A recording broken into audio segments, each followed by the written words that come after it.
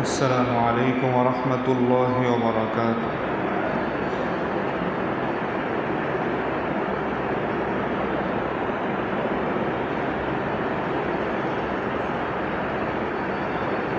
إن الحمد لله والصلاة والسلام عليك يا رسول الله وعلى آله وصحبه وبارك وسلم. أما بعد فأعوذ بالله من الشيطان الرجيم. بسم الله الرحمن الرحيم.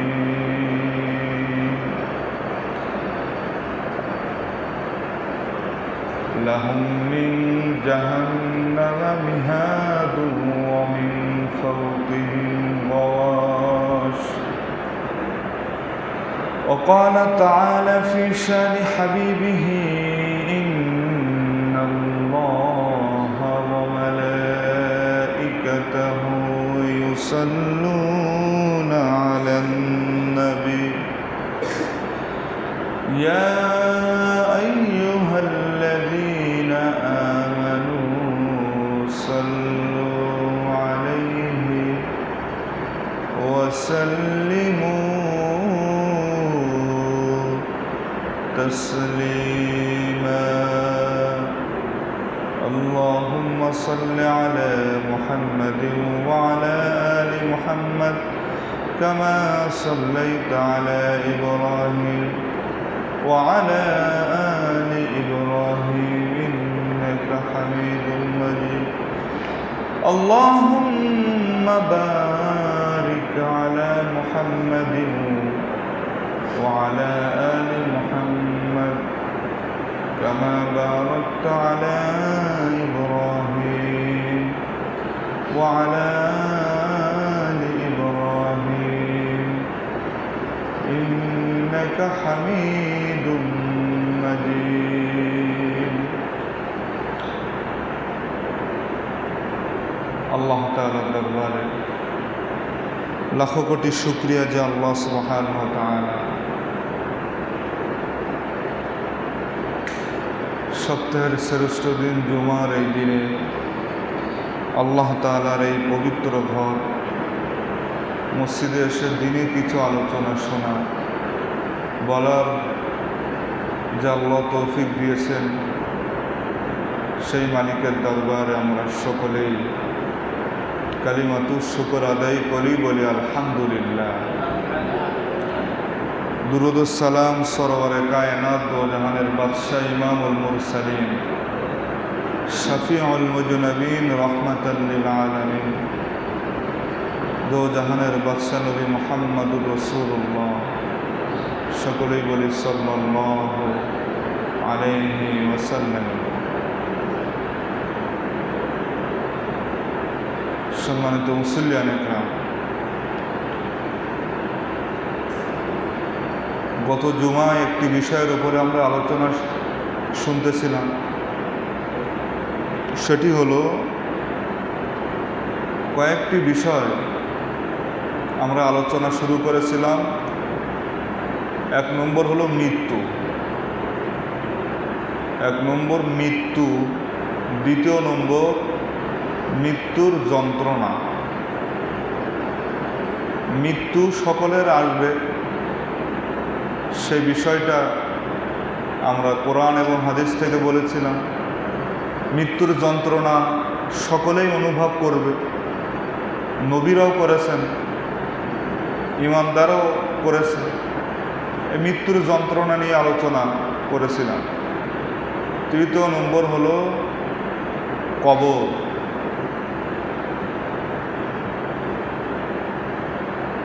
মুসনাদে আহমদের বর্ণনা, রাসূল করিম সাল্লাল্লাহু আলাইহি ওয়াসাল্লাম একবার এক আনসারী সাহাবার জানাজায় গেলেন। যাওয়ার পথে তিনি লাশের কাছে যাওয়ার আগে তার কবরের কাছে গেলেন। গিয়ে যেই কবরের কাছে যে কবরে এখনো লাশ রাখা হয় নাই, এমন একটি কবর, রাসূল সাল্লাল্লাহু আলাইহি সাল্লাম গিয়ে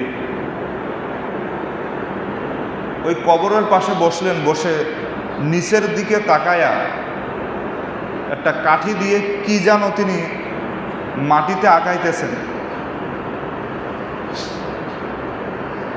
সাহাবা ইকরাম রিদওয়ানুল্লাহি তাআলা আলাইহিম আজমাইন নবী পাক রাসূল সাল্লাল্লাহু আলাইহি সাল্লামের দিকে তাকায় আছেন, এমনভাবে তাকায় আছেন যেন মাথার উপরে পাখি বসা, কোনো নড়চড় নয়, এমনভাবে রাসূল সাল্লাল্লাহু আলাইহি সাল্লামের দিকে তাকায় আছেন।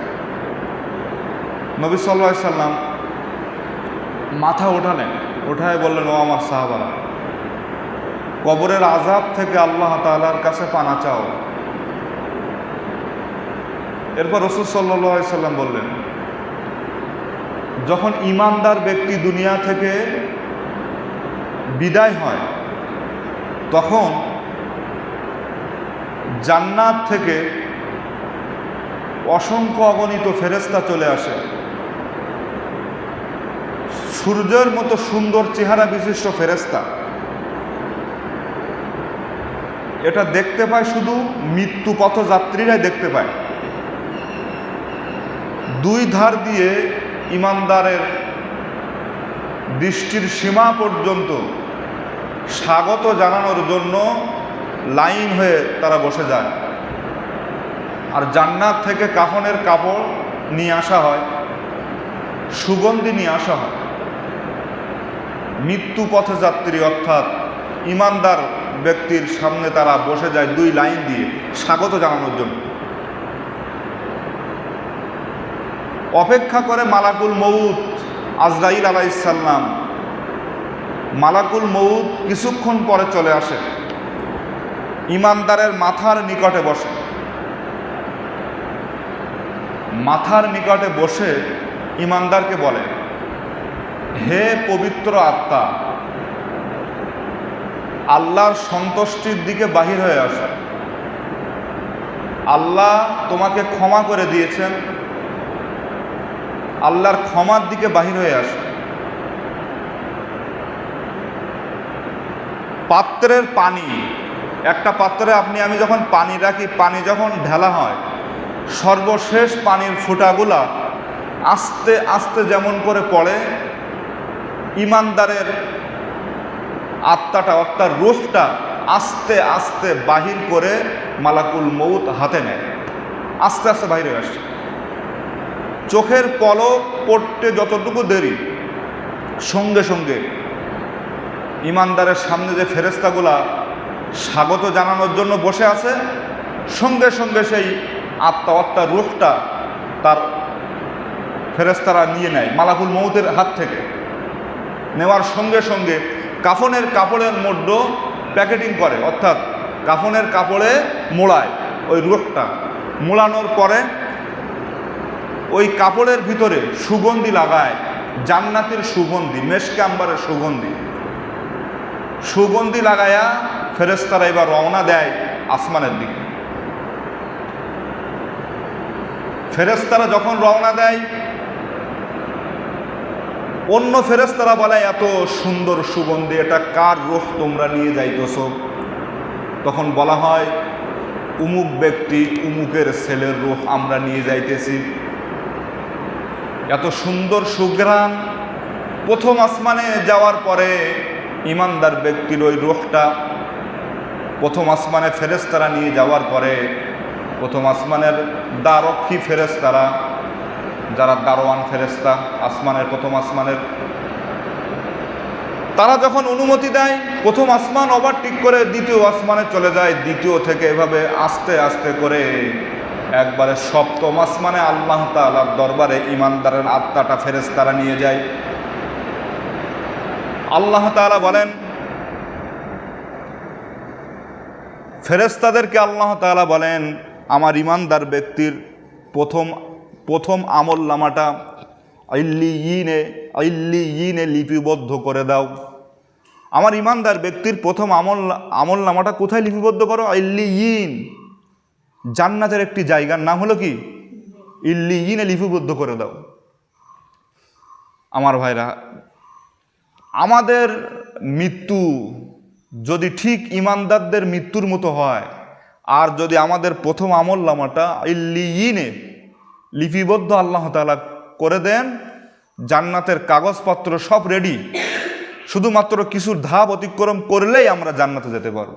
আল্লাহ তাআলা ঠিক তদরূপ আমাদের যখন মৃত্যু হইবে, মালাকুল মউত যেন আমাদেরকে হে পবিত্র আত্মা বলে সম্বোধন করে, আল্লাহ তাআলা সেই রকম মৃত্যু আমাদের দান করেন। সকলেই বলে আল্লাহুম্মা আমিন।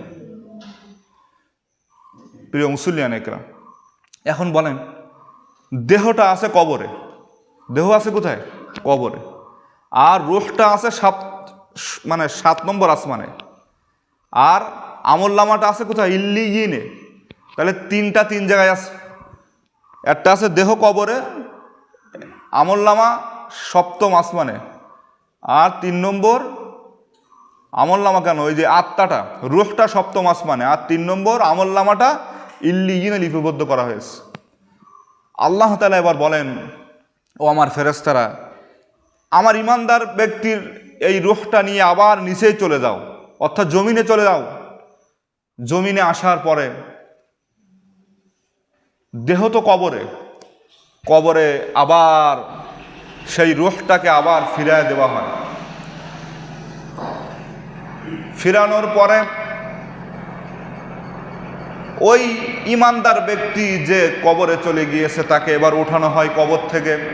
কবর থেকে উঠাইয়ে বসানো হয়। 2 জন ফেরেশতা চলে আসে।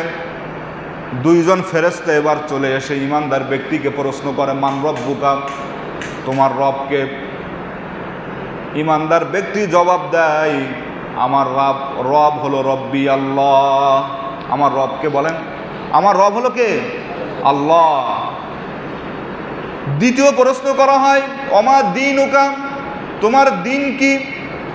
ইমানদার জবাব দেয়, দিন উনাল ইসলাম, আমার ধর্ম হলো ইসলাম।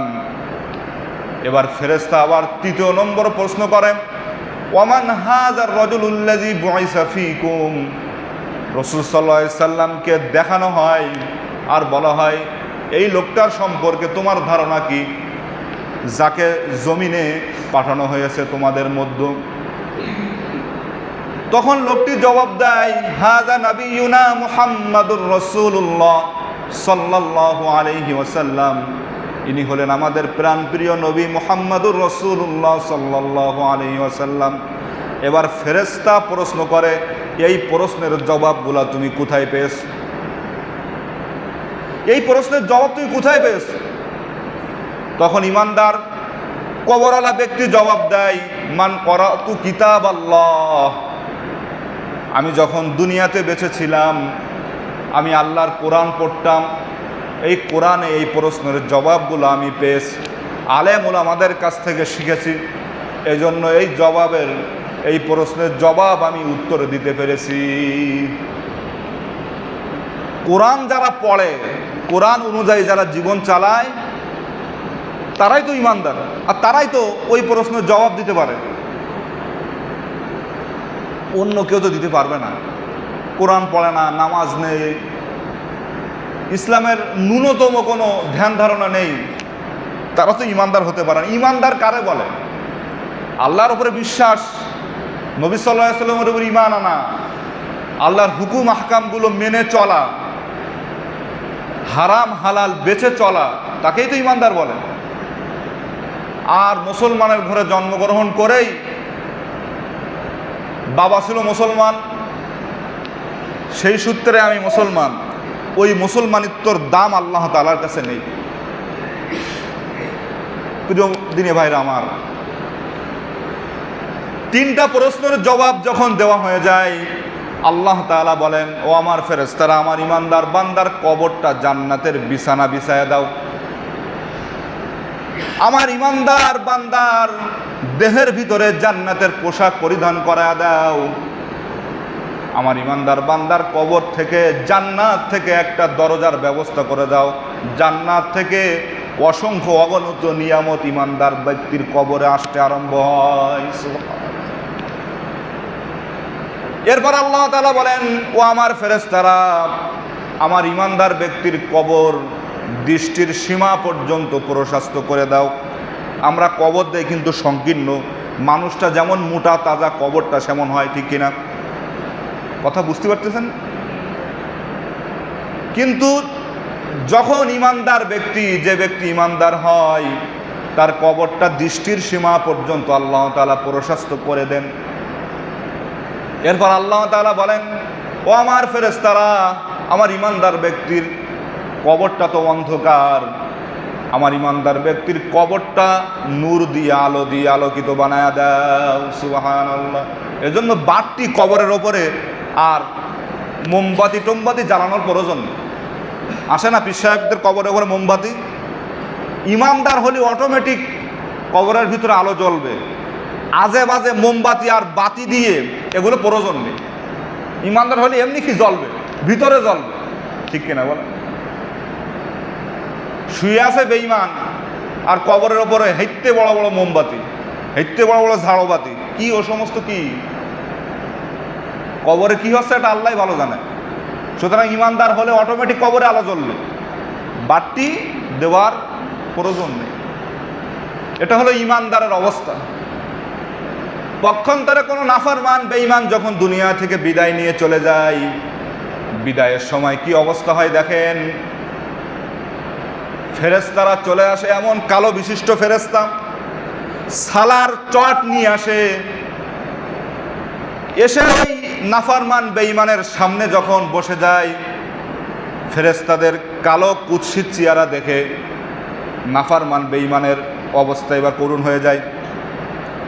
মালাকুল মউত এমন দৃশ্য নিয়ে ওই নাফরমানের সামনে আসে, এমন শরীর বিশিষ্ট, এমন মোটা মোটা চোখ, এমন কালো চেহারা বিশিষ্ট মালাকুল মউত যখন বেঈমানের কাছে চলে আসে, বেঈমান মালাকুল মউতকে দেখেই তার চোখ মুখগুলা উল্টে যায়। রূহটা শরীরের অঙ্গ প্রত্যঙ্গের ভিতরে এবার চলাফেরা আরম্ভ করে দেয়। মালাকুল মউত এসে বলে, হে অপবিত্র আত্মা। ইমানদারের বলতেছে হে পবিত্র আত্মা, আর বেঈমানকে বলতেছে কি? হে অপবিত্র আত্মা, আল্লাহর গজবের দিকে তুই বাহির হয়ে আয়। আল্লাহ তোর ওপরে খুব রাগান্বিত। টেনে হেঁচড়ে মালাকুল মউত ওই বেঈমানের রূহটা দেহ থেকে বাহির করে। বাহির করার সঙ্গে সঙ্গে সালার চট বিশিষ্ট ওই চটের মধ্যে বেঈমানের রূহটা ওই চটের মধ্যে পেছানো হয়। এমন দুর্গন্ধ, যেই দুর্গন্ধ মানুষ আর জিন বাদ দিয়ে সকলের কানে, অর্থাৎ সকলের নাকের ভিতরে চলে যায়, এমন দুর্গন্ধ। মালাকুল মউত ওর হাত থেকে, মালাকুল মউতের হাত থেকে রূহটা যখন ফেরেশতারা নিয়ে চটের মধ্যে পেঁচায়, এবার রূহটা পেঁচায়া আসমানের দিকে রওনা হয়। ইমানদারের রূহটা আল্লাহর নিকটে চলে যায় সপ্তম আসমানে। আর বেঈমান পাপিষ্ঠ নাফরমান গোনা নিয়ে যারা ডুবের মধ্যে থাকে, গোনা নিয়ে যারা ডুবে থাকে, সকাল শুরু করে গোনা দিয়ে আর রাত্র শেষ হয় গোনা দিয়ে। আসে না এমন?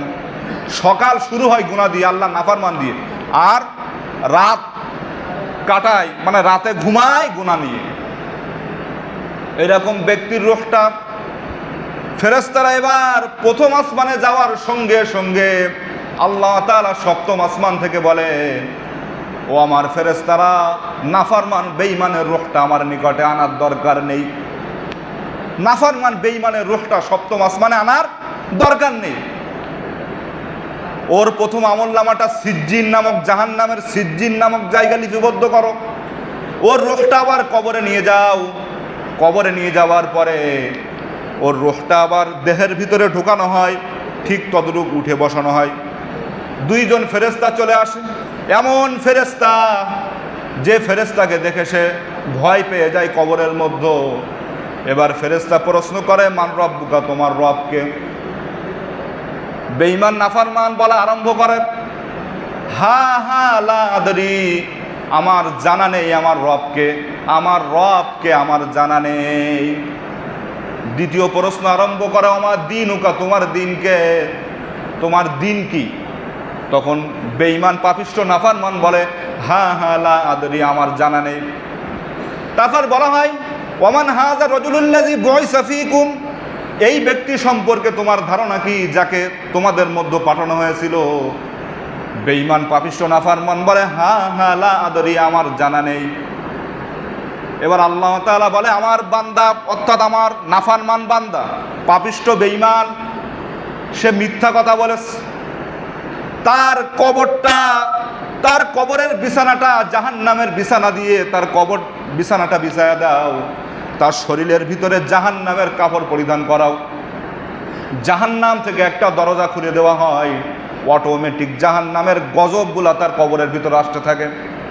আল্লাহ তাআলা কোরআনে বলেন লাহুম মিন জাহান্নামা মিহাদু ওয়া মিন ফাওকিহিম গাওয়াশ, তার কবরের দেয়ালটা হয় গরম, ছাদটা হয় গরম, চতুর্দিকে তার কবরে গরম আবহাওয়া আসা আরম্ভ হয়।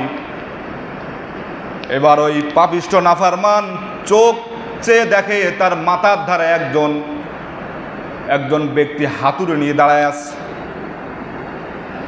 এমন বড় হাতুড়ি, সেই হাতুড়ি দিয়ে তার শরীরে বা মাথায় আঘাত করা হয়, এমন আঘাত করা হয় যেই আঘাত পেয়ে পাপিষ্ঠ নাফরমান এমন জোরে চিৎকার মারে, আমার ভাইরা পৃথিবীর মানুষ আর জিন বাদ দিয়ে সকল প্রাণীর কর্ণকুহরের ভিতরে আওয়াজটা পৌঁছায় দেয়, এমন জোরে আঘাত করে তার কবরে।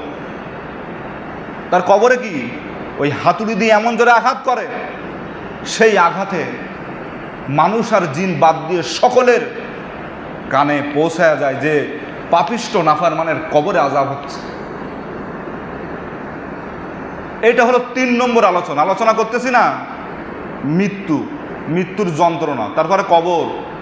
এই তো কবর আলোচনা করতেছি, গত জুমায় শুরু করলাম না এটা আলোচনা, এটা 3 নম্বর। এরপরে 4 নম্বর আলোচনা হলো হাসরের ময়দান। হাসরের ময়দানটা কেমন হবে? হাসরের ময়দানটা হলো সুনির্ধারিত। হাসরের ময়দানটা কি? অবশ্যই বিচার দিবস আল্লাহ তাআলা কায়েম করবেই। আল্লাহ তাআলা সে কথা সূরা নাবার ভিতরে 17 নম্বর আয়াতে আল্লাহ তাআলা বলেন ইন্না ইয়াউমাল ফাসলি কানা মিকাতা, সুনির্ধারিতভাবে আল্লাহ তাআলা হাসরের ময়দান বিচার দিবস কায়েম করবেনই। এরপরে সূরা হুদের ভিতরে আল্লাহ তাআলা বলেন ওয়ামা নুআখিরুহু ইল্লা লিআজালিম মা'দুদ, সেই হাসরের ময়দান আল্লাহ তাআলা মুলতবি করে রেখেছেন। আল্লাহ যখন চান সেই হাসরের ময়দানটা কায়েম করবেন। আর সেই হাসরের ময়দানে আল্লাহ তাআলা পাল্লা নিয়ে আসবেন। কিসের পাল্লা? মিজানের পাল্লা। রব্বুল আলামিন কোরআনে জানিয়েছেন ওয়ানাদাউল মাওয়াজিনাল কিসতা লিয়াউমিল কিয়ামা ফালা তুজলামু নাফসুন শাইআ, হাসরের ময়দানে আল্লাহ তাআলা ইনসাফের দাড়ি পাল্লা নিয়ে আসবেন। সেই দাড়ি পাল্লায় মানুষের আমল ওজন করা হইবে। রব্বুল আলামিন বলেন সামান্য পরিমাণ বেইনসাফি কোনো জুলুম হাসরের ময়দানে করা হবে না। ইনসাফের দাড়ি পাল্লা আল্লাহ নিয়ে আসবেন। এ দাড়ি পাল্লা কেন নিয়ে আসা হইবে? আপনার আমার আমলগুলা ওই দাড়ি পাল্লায় ওজন করা হবে। ওজন করার পরে যার আমলের পাল্লাটা ওজন হইবে আল্লাহ তাআলা তার আমল নামাটা ডান হাতে দিবেন। ফামিনহুম শাকিয়্যুন ওয়া সাঈদ, ডান হাতে আমল নামা দেওয়া মানে সে হলো সৌভাগ্যবান, আর বাম হাতে আমল নামা সে দুর্ভাগ্য। ফাআম্মাল্লাযীনা শাকু ফাফিন্নার, বাম হাতে আমল নামা ব্যক্তিগুলা দুর্ভাগ্য হয়ে তারা জাহান্নামে যাইবে। সংক্ষেপে বলছি, অর্থাৎ কিয়ামতের ময়দান থেকেই কে জান্নাতি কে জাহান্নামী এগুলা হিসাব নিকাশ শেষ। ডান হাতে আমলনামা জান্নাতি, বাম হাতে আমলনামা জাহান্নামী, এটা হাসরের ময়দানের আলোচনা। 5 নম্বর আলোচনা হলো জাহান্নামের অবস্থা কি হবে। যার বাম হাতে আমলনামা সে তো জাহান্নামে যাইবে। আর জাহান্নামটা আল্লাহ তাআলা এমন করে রেখেছেন, সূরা নাবার ভিতরে 21 নম্বর আয়াতে বলেন ইন্না জাহান্নামা কানাত মিরসাদা, জাহান্নাম ওত পেতে আছে। জাহান্নাম কি পেতে আছে? ওত পেতে বসে আছে। লিত্তাগিনা মাআবা, যাদের হিসাব নিকাশ করার পরে জাহান্নামে ঠিকানা হইবে তাদের জন্য জাহান্নাম ওত পেতে বসে আছে। লাবিসিনা ফিহা আহকাবা, যুগের পরে যুগ ওই পাপিষ্ঠ নাফরমানরা জাহান্নামের ভিতরে কাটাবে। লা ইয়াযুকুনা ফিহা বারদাও ওয়ালা শারাবা, জাহান্নামের মধ্যে কোনো ঠান্ডা জাতীয় কোমল জাতীয় পানি তাদেরকে পান করানো হইবে না। ইল্লা হামিমা ওয়া গাসসাকা, এমন ফুটান্ত গরম পানি জাহান্নামীদের পান করা হইবে, এমন গরম পানি, এমন গরম পুষ, এমন গরম রক্ত জাহান্নামীদের পান করা হবে। পান করানোর সঙ্গে সঙ্গে পিছনের রাস্তা দিয়ে নাড়ি ভুড়ি সব বাহির হয়ে যাইবে। নাউযুবিল্লাহি মিন যালিক। জাহান্নামীদের অবস্থা এমন হইবে, নাফরমান বেঈমান তাদের ঠিকানা তো জাহান্নাম। তারা বলবে ক্ষুধা লেগেছে, ক্ষুধার যন্ত্রণায় আল্লাহর কাছে বলবো, গো আল্লাহ ক্ষুধা লেগেছে। আল্লাহ তাআলা সূরা ওয়াকিয়ার মধ্যে বলেন, লা আকিলুনা মিন শাজারিন মিন যাকুম, তাদেরকে কাঁটাযুক্ত ঘাস, কাঁটা যে ঘাসে কাঁটা থাকে আছে না, কাঁটাযুক্ত ঘাস তাদেরকে খাইতে দেওয়া হইবে। ফামালিউনা মিনহাল বুতুন, ওই কাঁটাযুক্ত ঘাস খেয়ে তাদের পেট ভরবে না। তারা বলবে, আল্লাহ একটু পানির ব্যবস্থা করো। হাদিস শরীফের ভিতরে আসছে, জাহান্নামীরা ওই যে চিৎকার করবে, শরীর থেকে রক্ত বাহির হইবে, পুজ বাহির হইবে, এই সবগুলা একত্রিত করে জাহান্নামীদের পান করানো হইবে। নাউযুবিল্লাহ। এই সমস্ত একত্রিত করে পাপিষ্ঠ নাফরমানদের কি হবে বলে? পিপাসা মিটানো হবে। আল্লাহ তাআলা সবগুলা ফাঁস করে দিয়েছেন। তারপরে মানুষ এত পোড়া কপাল, এগুলো গ্রহণ করে না। সব কিছু বলেছেন, তারপরও দেখো না দেখার ভান করে চলে। চলে তো মানুষ চলে না। এসব আলোচনা তো আপনারা তো অনেক আগে শুনেছেন। দিলওয়ার হোসেন সাইদি সাহেবের ক্যাসেটে শুনেছেন, অনেক ভিসিডি ক্যাসেটে শুনেছেন। আগে পাওয়া যাইতো ওই যে ফিতের ক্যাসেট, আমরা ছোটোবেলায় দেখেছি ফিতের ক্যাসেট যেগুলো, ওই আলোচনাগুলো তো জাহান্নামের আলোচনা তো সবাই শোনে, কিন্তু কি পরিবর্তন নেই, পরিবর্তন নেই। এই 5টা আলোচনা সংক্ষেপে বলছি, সর্বশেষের দিকে চলে আসছে। মুআজ ইবনে জাবাল রাদিয়াল্লাহু তাআলা আনহু রাসূল সাল্লাল্লাহু আলাইহি ওয়াসাল্লামকে প্রশ্ন করলেন, ওগো নবী, জাহান্নাম থেকে বাঁচবো কিভাবে? সব তো আলোচনা করলাম, বাঁচার উপায় তো আছে, জান্নাতে যাব কিভাবে? তখন রাসূল সাল্লাল্লাহু আলাইহি ওয়াসাল্লাম বললেন, মুআজ প্রশ্নটা খুব কঠিন, কিন্তু যে এগুলো মেনে চলে, আল্লাহ যার প্রতি সহায় হয় তার জন্য সহজ। তা প্রশ্নের উত্তর নবী সাল্লাল্লাহু আলাইহি ওয়াসাল্লাম বললেন, নামাজ পড়ো, যাকাত দাও, হজ করো, সামর্থ্যবান হলে কি করো? হজ করো, শিরিক করো না। অনেক কথাগুলো বলে বললেন, মুআজ তুমি এই জিহ্বাটাকে, জিহ্বা আছে না আমাদের, তুমি এই জিহ্বাটাকে হেফাজত করো। তখন মুআজ ইবনে জাবাল বললেন, ওগো নবী সাল্লাল্লাহু আলাইহি ওয়াসাল্লাম, জিহ্বার কারণে কি আমাদের জাহান্নামে যাওয়া লাগবে? বললো, হ্যাঁ,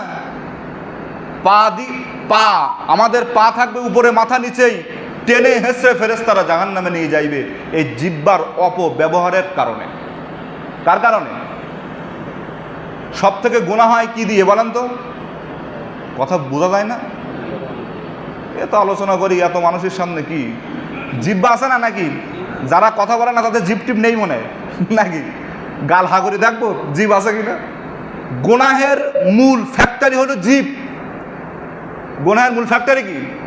জিভ। আমাদের এই জিভ, হাদিস থেকে বলছি, দেখেন, এক সাহাবী নবীকে প্রশ্ন করলেন, মুক্তি কিসে ওগো নবী? মুক্তি কিসে? নবীজি বললেন, 3টা বিষয় যদি মেনে চলো এতে মুক্তি আছে। তো বললেন কি কি? প্রথম হলো আমসিক আলাইকা লিসানাক, তোমার জিহ্বাকে কন্ট্রোল করো। দ্বিতীয় নম্বর হলো ওয়ালিয়া সাকা বাইতিক, ঘরকে প্রশস্ত করো। হয় ঘরে থাকো নয় কাজে যাও। আমাদের সমাজে অনেক মানুষ বাড়ি সময় দেয় না, স্ত্রী পুত্রের সাথে সময় দেয় না, তারা চায়ের দোকানে, বিভিন্ন বাজারে সময় দেয়, স্ত্রী ফোন করে সকাল 7টা-8টার সময়, আপনি কোথায়, বাসায় আসে? বলে না, বন্ধুদের সাথে আড্ডায় আছে। এমন আছে না? তা নবী সাল্লাল্লাহু আলাইহি ওয়াসাল্লাম বললেন, ওয়ালিয়া সাকা বাইতিক, তুমি ঘরে সময় দাও, হয় কাজে যাও না ঘরে থাকো। আমি নিজেও এই গতকালকে না আগের দিন এক জায়গায় গেছি গাড়ি ঠিক করার জন্য। দেখলাম আর একটা এরকম ভাই আসছে তার গাড়ি ঠিক করার জন্য, তার স্ত্রীকে নিয়ে আসছে। স্ত্রীকে দোকানের ভিতরে বসায় এসে বাইরে সিগারেট খাচ্ছে।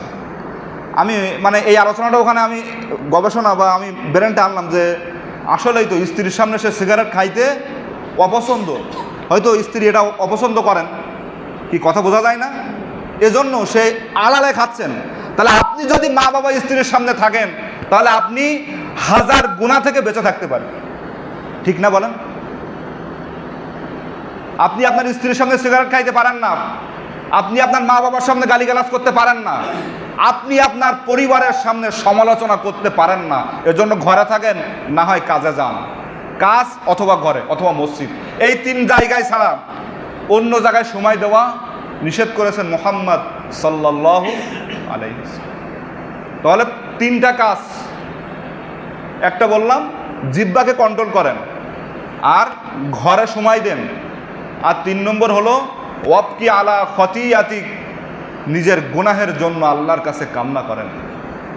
তাহলে এই 3টা আমল যদি আমরা করতে পারি, আল্লাহ তাআলা আমাদেরকে বিনা হিসাবীদের অন্তর্ভুক্ত করে নেবেন। সুবহানাল্লাহ। আল্লাহর হাবিব সাল্লাল্লাহু আলাইহি সাল্লাম আরও বলেছেন, বনি আদম সকাল করে, সব আর সুদ দিয়ে করা লাগে না, কিছু কিছু কথা ব্রেনটা এভাবে ঢুকান, সুদ দিয়ে তো ভালো লাগে, ওইভাবে শুনেই চলে যায়। বনি আদম সকাল করে। এবার নবী সাল্লাল্লাহু আলাইহি সাল্লাম বলেছেন, তিরমিজির হাদিস, হাত পা সকল অঙ্গ প্রত্যঙ্গ জিহ্বাকে বলে, জিহ্বা আমরা তোমার অনুসারী। পা বলে জিহ্বাকে, হাত, মাথা, চোখ, নাক, কান, সকল অঙ্গ প্রত্যঙ্গ কার দিকে ফলো করে? জিহ্বার দিকে।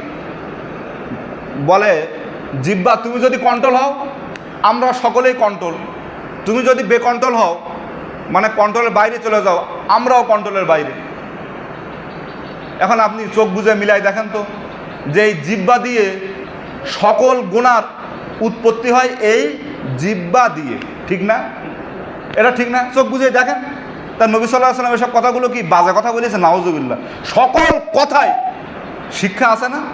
সকল গুনাহের মূল কি? এই জিহ্বা। আপনি চুপ করে বসে থাকেন, কোনো গুনাহ হবে না, গীবত হবে না, জিনা হবে না, চুরি হবে না, ডাকাতি হবে না, ছিনতাই হবে না, কিছুই হবে না, সব এই জিহ্বা দিয়ে হয়। এটা বিশ্বাস হচ্ছে না? বিশ্বাস হবে যদি একটু জিহ্বাকে কন্ট্রোল করেন না। এই নামাজের পর থেকেই করেন, এখন থেকে করেন, চুপ করে বসে থাকবেন, হয় জিকির করেন, নাই মানুষকে সালাম দেন, প্রয়োজন অতিরিক্ত আর কথা বলেন না, প্রয়োজনের বাইরে কোনো কথা বলেন না, সব ঠিক হবে। আমার ভাইরা, জিহ্বাকে কন্ট্রোল। আর এক সাহাবী নবী সাল্লাল্লাহু আলাইহি ওয়াসাল্লামকে প্রশ্ন করলেন, ওগো নবী, আমি সব থেকে আমার ব্যাপারে ক্ষতি কোনটা বলেন তো? নবীজি বললেন, ও আমার সাহাবী, তুমি তোমার জিহ্বাকে কন্ট্রোল করো।